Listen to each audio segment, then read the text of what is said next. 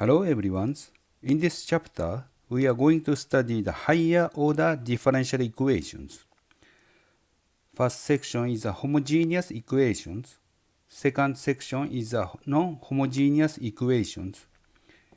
Third section is the Cauchy-Euler equations. Fourth section is the systems of differential equations. Fifth section is the nonlinear equations. Sixth section is the linear models. Last section is a non-linear models. First section is the homogeneous equations. So we write the linear differential equations, nth order linear differential equations. Nth derivative of y with respect to x times the coefficient of the a sub n. A sub n is a function of x. Also n minus 1th derivative of y with respect to x is the second terms. And plus blah blah blah plus a sub 1 times the dy over dx is the first derivative. And a sub 0x times y equals 0. And the right hand side of the equation is 0. This is a really important point to say that this equation is a homogeneous equation. All the terms related to y appears on the left hand side of the equation. Then right hand side of the equation is 0. Then we call the equation is a homogeneous equations.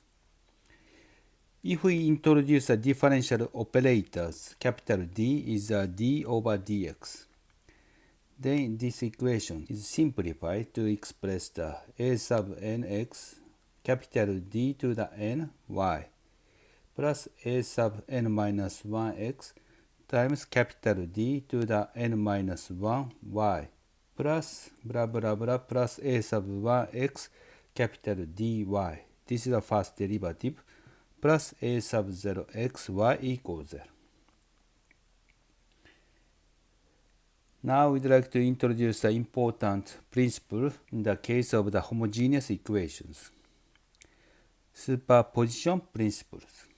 A homogeneous nth order differential equations has a solutions of the y sub 1, y sub 2, blah blah to the y sub k of this differential equation. So this means if you substitute y sub 1 into the y, so this means a sub n dn y sub 1 over dx to the n plus a sub n minus 1 d to the n minus 1 and y sub 1 over dx n minus 1 plus blah blah plus a sub 1 dy dx plus a sub 0 y sub 1.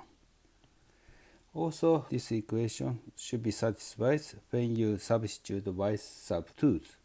Then, if you multiply c sub 1 in the first equations, and second equation c sub 2, and if you sum up these two equations, you can find that a sub n dn dx to the n c sub 1 y sub 1 plus c sub 2 y sub 2 plus a sub n minus 1 d n minus 1 dx n minus 1 c sub 1 y sub 1 plus c sub 2 y sub 2 plus blah blah blah plus a sub 1 d dx c sub 1 y sub 1 c sub 2 y sub 2 plus a sub 0 c sub 1 y sub 1 c sub 2 y sub 2 equals 0. So by looking at these equations, you can easily find c sub 1 y sub 1 plus c sub 2 y sub 2 is the solutions of the original differential equation. Superposition principle says the linear combination of the solution is also a solution. I show the c sub 1 y sub 1 plus c sub 2 y sub 2 is a solution of original differential equations. But also some of the k terms can be the solutions of the homogeneous differential equations. This is a superposition principle, a really important principle to study the differential equations. The next topic is a linear dependence.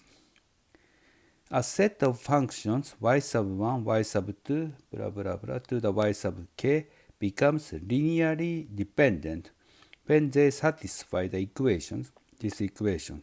C sub I is a non-zero value constant. A set of functions that is not linearly dependent is called linearly independent. So I'd like to show you how to find a linearly dependent or linearly independent. Linearly independent or dependent. So linearly independent case, if you consider two functions, y sub 1, y sub 2. In the linearly independent case, a sub 1, y sub 1 plus a sub 2, y sub 2 equals 0. In the case of the linearly independent case, coefficient of the a sub 1 and a sub 2 both have to be 0. In that case, linearly independent case. Then if you consider the example, y sub 1 equal x, y sub 2 equal x squares, then we create the equations. This is correspond to this equation. A sub 1 x plus a sub 2 x squared equals 0. Then you can substitute any values if you want. So for example, in this case is x equal 1. Then a sub 1 plus a sub 2 equals 0. Also you could substitute any value x equal 2 or x equal 3, that's fine. But in this case, for the simple calculations, we substitute x equal minus 1s, negative 1s. Then minus a sub 1 plus a sub 2 equals 0, because the x squared becomes 1. So if you look at these equations, if you sum up these two equations, it becomes 2a sub 2 equals 0, because a sub 1 minus a sub 1 is 0. So from this equation, a sub 2 equals 0. And if you substitute the first equation, a sub 2 equals 0, then you can find the a sub 1 equals 0. So a sub 1 and a sub 2 have to be 0. If you consider the y sub 1 is x, y sub 2 equal x squares. In this case, is correspond to this ones. This is exactly same. So in this case, y equal x and y equal x squared are linearly independent functions. Okay, this is the end of the first lecture.